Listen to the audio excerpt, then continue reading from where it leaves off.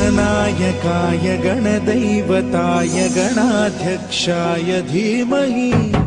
गुणशरीराय गुणमण्डिताय गुणेशानाय धीमहि गुणातीताय गुणाधीशाय गुणप्रविष्टाय धीमहि एकदन्ताय वक्रतुण्डाय गौरीतनयाय धीमहि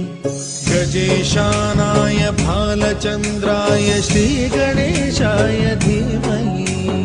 एकदन्ताय वक्रतुण्डाय गौरीतनयाय धीमहि गजेशानाय भालचन्द्राय श्रीगणेशाय धीमहि गानचतुराय गानप्राणाय गानान्तरात्मने गानोत्सुकाय गानमत्ताय गानोत्सुकमनसे गुरुपूजिताय गुरुदैवताय गुरुकुलस्थायिने